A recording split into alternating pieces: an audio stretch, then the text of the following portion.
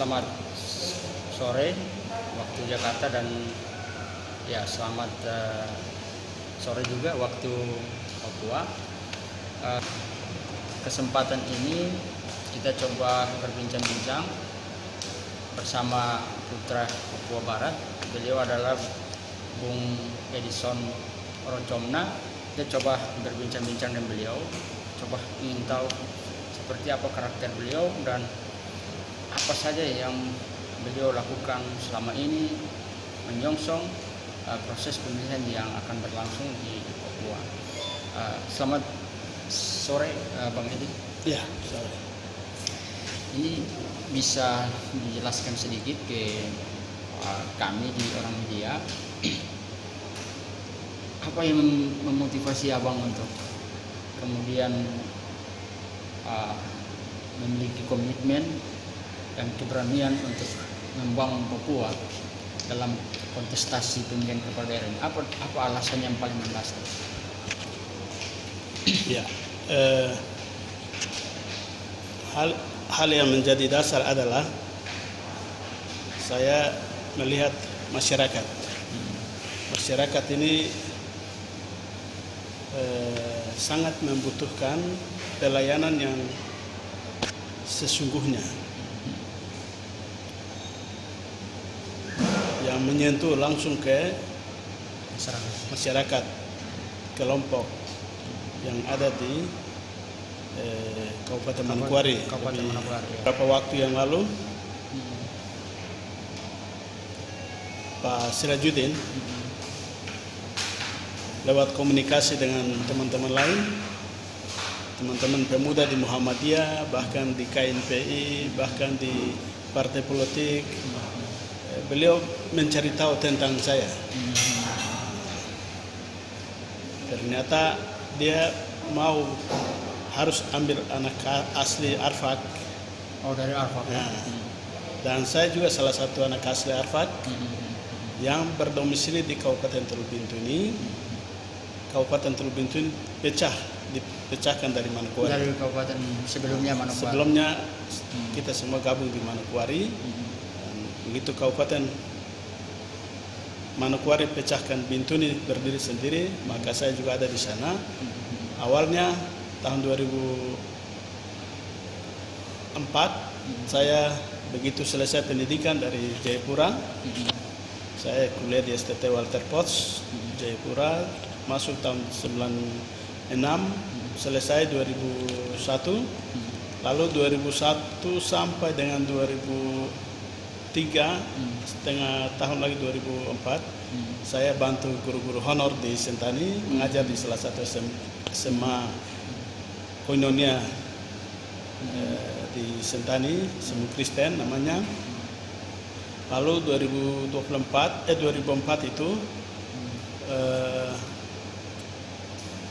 calon anggota legislatif di tahun 2004. Calon legislatif seluruh Indonesia dan Bintuni juga termasuk. Lalu saya, karena masyarakat minta, saya harus pulang ke Bintuni. Saya ikut calonkan diri di Partai Golkar. Saya mencalonkan diri, kita jalan ke masyarakat di wilayah Bintuni, memperoleh suara dan mendapatkan kursi di 2004, 2009, lalu 2009, 2014 saya lanjut lagi. Masyarakat percayakan saya. Berarti dua periode di Golkar. Lalu 2010 teman-teman pemuda percayakan saya sebagai, mereka pilih saya sebagai ketua KNPI 2010, 11, 12, 13 karena waktu menjelang pilkada Karateker masuk sampai 2017 proses pemilihan lagi, saya calon lagi, saya dapat lagi periode kedua. Dan 2015 karena saya 2014 saya maju DPR, tapi saya tidak dapat. DPR RI ya? DPR provinsi ya. Tidak masuk. Lalu Bapak Bupati sekarang, Bapak Insinyur Petrus Kasyu, ambil saya untuk menjadi ketua tim suksesnya Oh ya. di Kabupaten Bintuni waktu itu untuk pilkada 2015-2020. Saya dukung beliau sampai kita menang. Jadi Bang Edi, ini kan adakah semacam gambaran dari Pak Edi? Apa yang bisa dilakukan nanti? Hari ini semua orang bicara. Apa yang kira-kira menurut secara garis besar saja Kabupaten Manokwari mau dibuat apa ini? Yang paling mendasar itu. Saya pikir yang paling mendasar adalah pertama ekonomi. Ekonomi itu yang prioritas pertama, kedua pendidikan. Ketika ekonomi ini masyarakat sehat, makan sudah cukup, tempat tinggal sudah cukup, baru dia bisa kuat untuk pergi mengikuti pendidikan dari TK sampai perguruan tinggi. Nah, untuk hal-hal yang besar, ketika saya dengan Bang Sirat mendapatkan peluang untuk kami maju, maka kembali ke sumber daya alam, sumber daya manusia. Kita punya sumber daya alam sudah oke. Iya. Tambang emas ada, segala macam ada, di laut, di darat, semua ada. Tetapi sumber daya manusia kita, Kalau tidak mendukung khusus Papua Barat dan Arfak, Manokwari lebih khusus, kami punya niat besar. Saya akan bicara dengan Pak Bupati kalau berhasil kita bertanding, maka kita menerobos yang pertama itu kita lihat anak-anak kita Papua Barat khususnya Manokwari yang nanti kita pimpin, kita kirim anak-anak yang punya kemampuan dalam bidang berbahasa, bahasa asing, bahasa Inggris, kita kirim ke kuliah di Cina. Itu pertama, kedua Israel, ketiga Amerika. Kenapa saya harus berpikir begitu? Supaya mereka ini mengikuti pendidikan di sana dengan kemampuan ilmu yang ada di sana, dia pulang, dia bisa membangun sumber daya alam yang kelola sumber daya alam yang tadi ada itu untuk membangkitkan kabupaten itu, sehingga kita dari sisi sumber daya manusia bersaing dengan saudara-saudara di kabupaten lain se-Indonesia. Nah, jadi kalau bicara soal yang kirim keluar dan sekolah itu kan mungkin sudah pernah pemerintah daerah sudah lakukan juga. Bapak Mandacan, Bapak Domingus Mandacan waktu jadi bupati Manokwari waktu itu anak-anak Arfak ini belum apa-apa. Tetapi dengan konsep pikirannya beliau itu, maka anak-anak Arfak yang tadinya tidak bisa sekarang jadi bisa. Maka dengan dasar itu kami melanjutkan untuk melanjutkan untuk kasih naik dia. Dan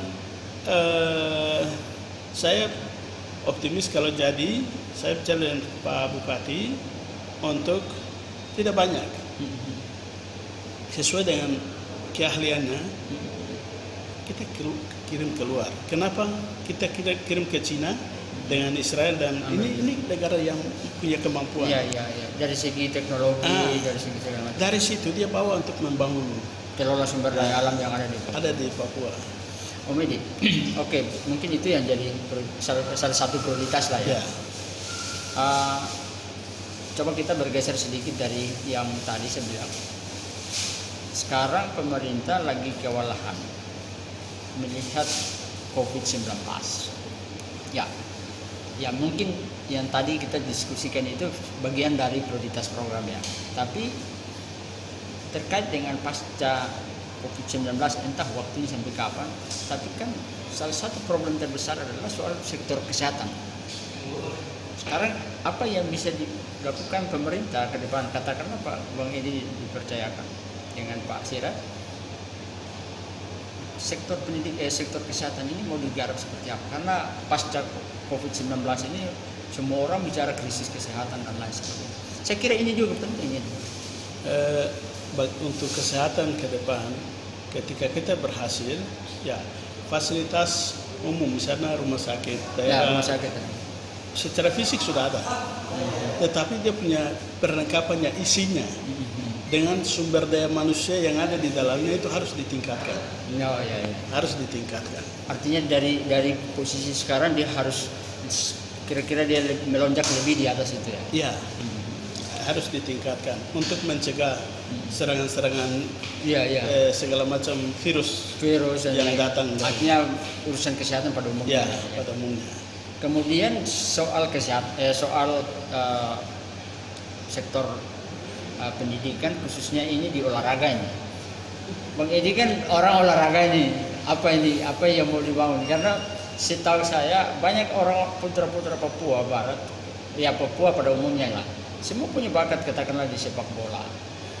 Apa yang bisa dipesan-pesan untuk anak-anak sepak bola yang sementara berkembang di Papua sana? Oke.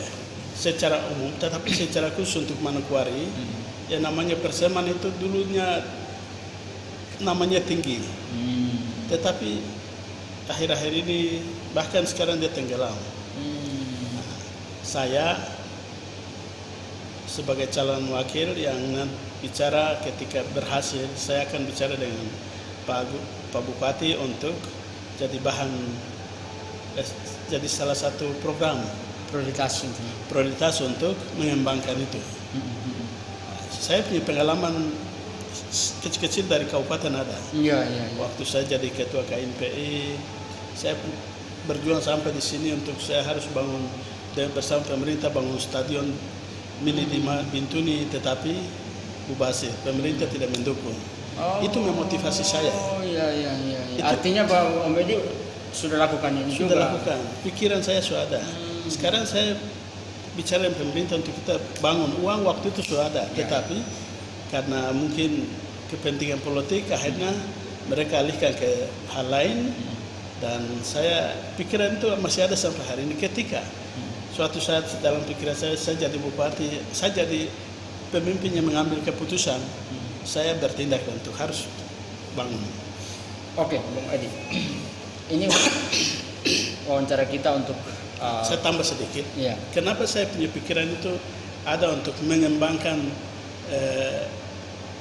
sumber daya manusia yang ada di anak-anak muda untuk di bidang olahraga, terus bidang yang lain. Kenapa saya harus pikiran begitu?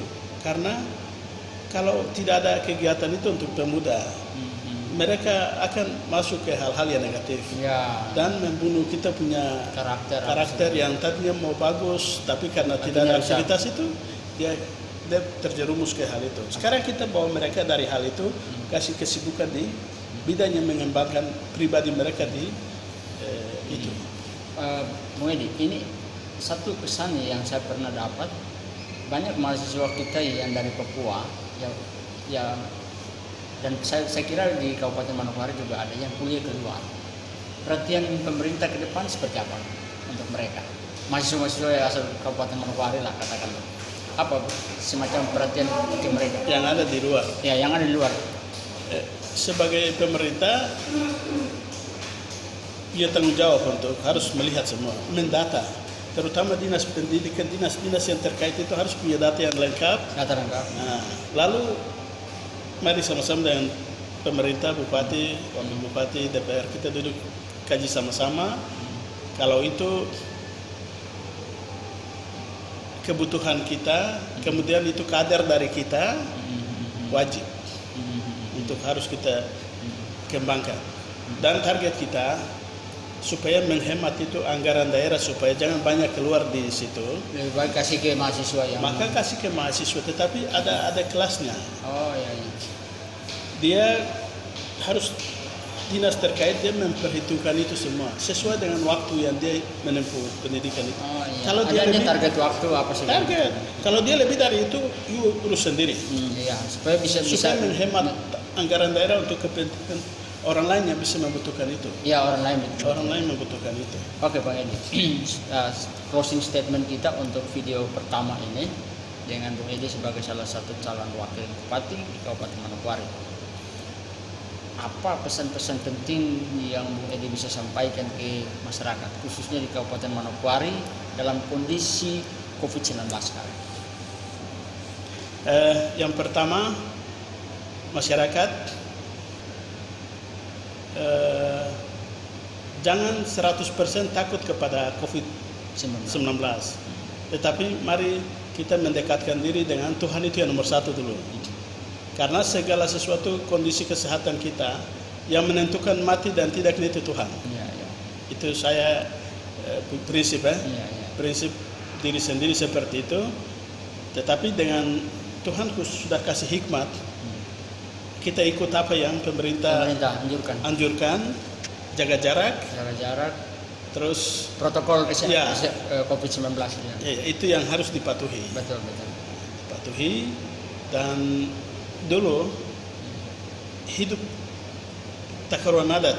Ya, itu kebiasaan. Nah, sekarang dengan adanya situasi kondisi hari ini di 2020 ini, COVID-19 ini terjadi, itu untuk memberikan awasan, arahan kepada kita untuk pola ke hidup depan harus hidup seperti apa lagi. Pola hidup yang harus harus ditingkatkan lewat gereja, lewat masjid, bahkan lewat organisasi-organisasi apa, masing-masing pembina itu dia memberikan arahan daripada COVID ini kepada kita semua masyarakat, supaya hidup lebih tertib lagi. Ya. Tidak sembarangan seperti yang biasanya. Ya. Oke, Om Edi, terima kasih. Kita di video pertama, nanti kita akan tanyakan lagi di sesi yang berikut. Oke, semua pelanggan channel BDN Timor, seperti itu sedikit kita mengenal siapa Edison Oroconna.